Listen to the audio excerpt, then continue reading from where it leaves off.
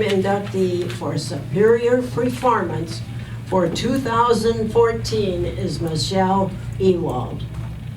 When picking the person who was to receive this honor, the committee goes over all of the credentials submitted, and the list for Michelle was very long.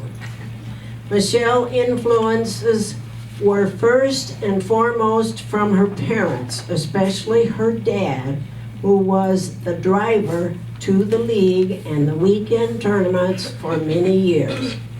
Next were her brother and her coach, Dan Ottman. Just to name some of her accomplishments as a youth bowler, she holds 21 Michigan Junior Master Association titles. She was the first female youth in Detroit YABA Association to bowl a 300 game. She holds a national record for the most 298 and 299s for a female youth bowler. She was a finalist in the Coca-Cola Youth and finished 4th in the Nationals. Moving into the adult league, the honor scores and accomplishments continued. Her highest average, this is average, was 232. She has had 21 300 games, 5 800 series, and the highest one was 823. She holds titles in the Detroit City Tournament, taking first place in the team 8 times since 1999. She also had a first place in doubles and singles in the 2010 tournament. She has also been a member of the Detroit All-City, either first or second place, from 1998 through 2012. Also winning the Detroit Queens in 2004, 2007, 2009. Several more awards were won in the TNBA tournaments, including in 2002, a first place in the doubles scratch. Bowling in the Michigan State WBA tournament, there have been 4 first place finishes with her team in 2003 and 5 and 8 and 2012.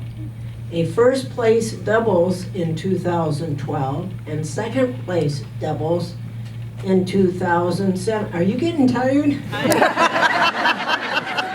I know I am. Other honors include the Michigan State Women's Bowling Association Star of Tomorrow in 1993, the 1996 WIBC Alberta E. Crow Star of Tomorrow Award, inducted into the Detroit Hall of Fame in October 2012, and in 2000 broke the WIBC 5-person team series score with a 3,557 bowling with the Turbo 2-in-1 grips at Re-America Realtors team. Michelle has also served as head coach for the Bishop Gallagher High School co-ed bowling team.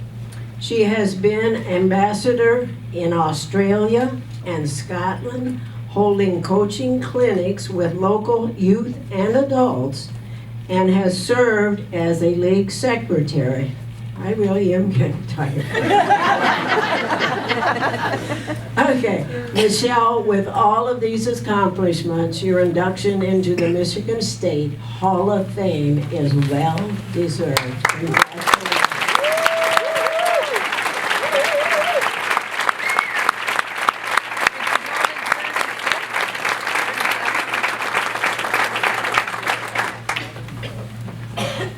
Okay, Michelle. 30 minutes. First, we have your plaque for your induction today, recognizing that.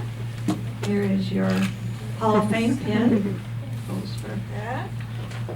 And your diamond pendant from the Michigan WBA. A couple of certificates. The first one from the Michigan State WBA as for your induction today. And USBC has one for you also for your induction today. And now do we have special privilege? All right, Anita?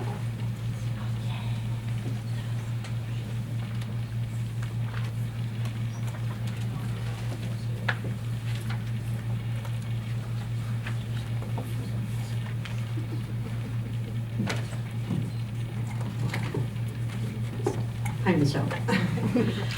Michelle, on behalf of Metro Detroit USBC and all its members, I would like to give you this for your dedication and love for the sport of bowling, along with your hard work and your achievements in bowling. You are a great friend and my idol, so when I grow up, I want to be just like you.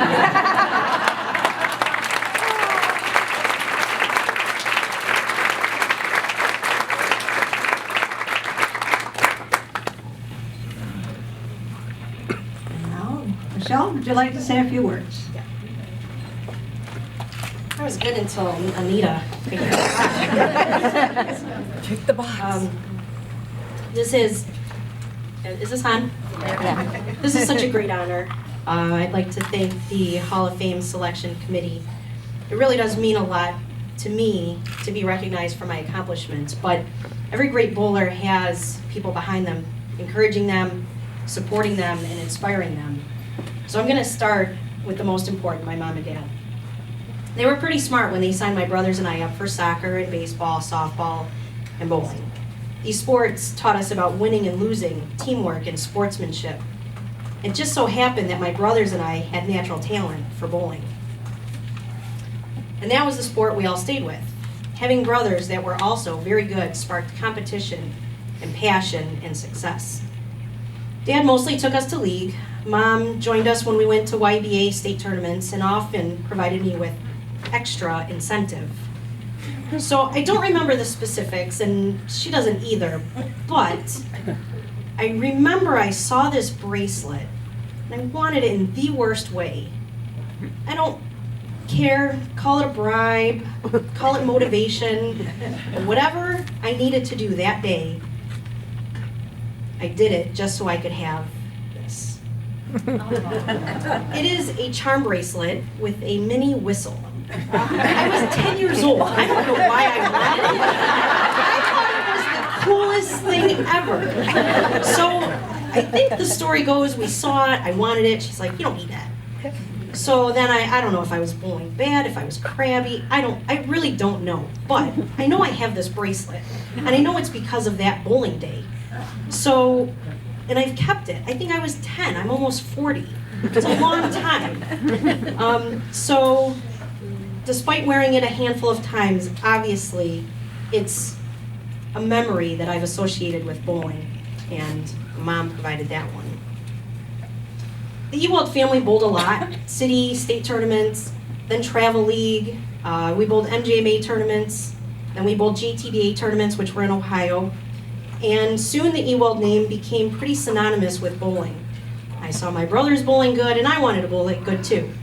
Or they saw me bowling good, and, well, sometimes there was some jealousy. It wasn't always sunshine and rainbows. When I won my first MJMA tournament, my brother Steve stormed out without saying a word.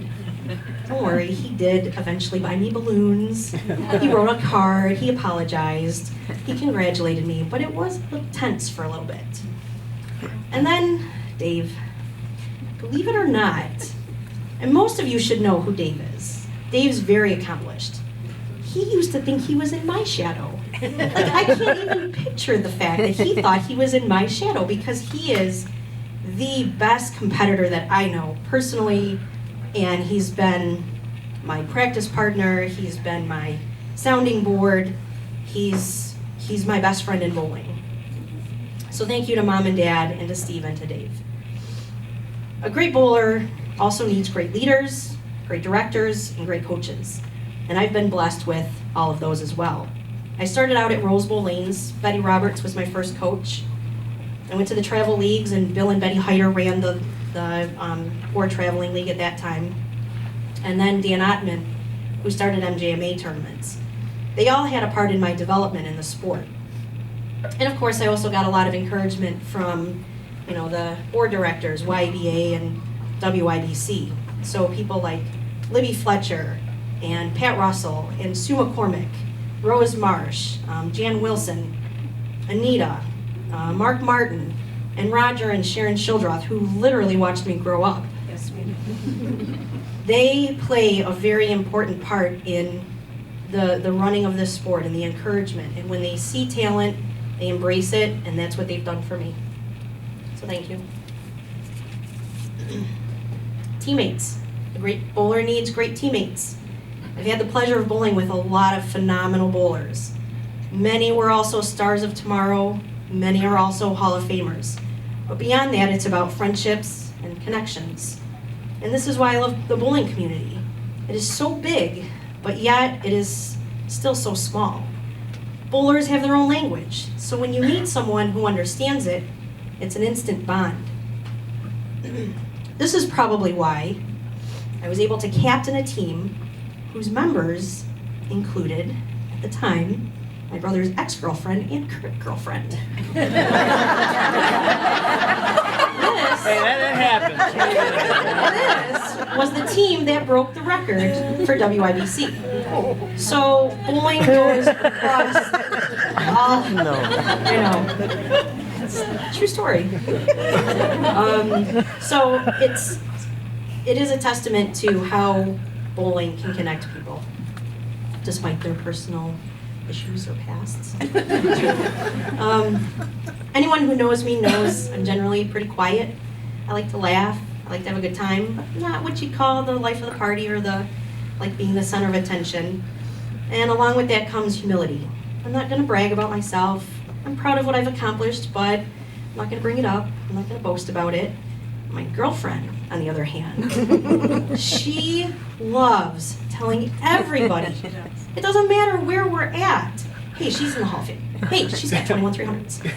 So, a very, very special thank you to Harmony. You believe in me more than I believe in myself sometimes.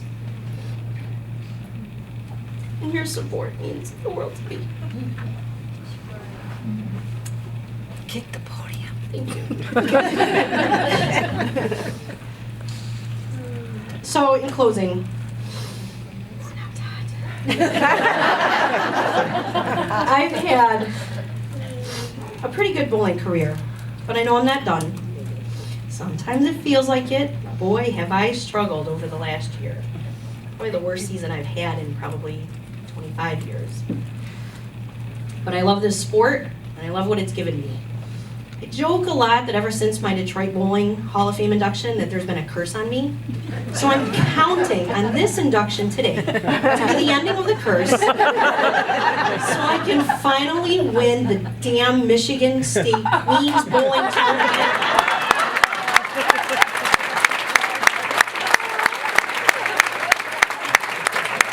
I just cannot seem to crack the top 5.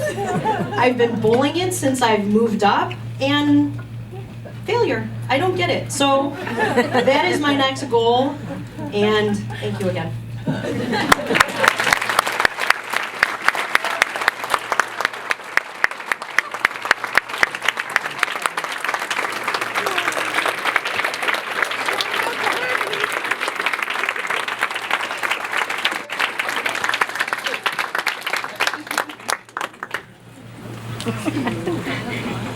Michelle, I did want you to introduce your friends and family that are here tonight.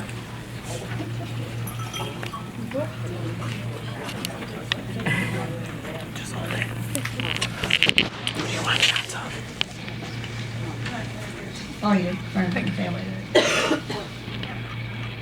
Okay. So I've got mom and dad, and we're gonna stand.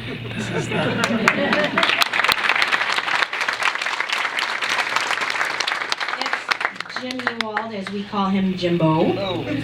And that's my mom, Christine, who we refer to as Bride. I'll tell you a little story about that. My dad was on Bowling for Dollars in 1978. Yep. And Jim Allison introduced him and he said, let's meet that bride of yours. It's not. And it's stuck. So we always refer to her as the bride. And then Dave. Hey, Dave!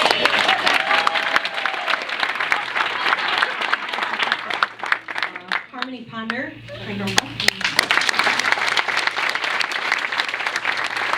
Kelly Konarski, who's been one of my teammates, who we absolutely cracked up over. My new Northern bowling friends, Karen Deisler and Judy Johnson.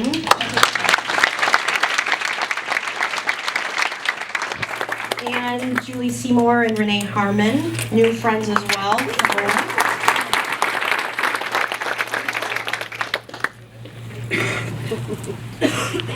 Michelle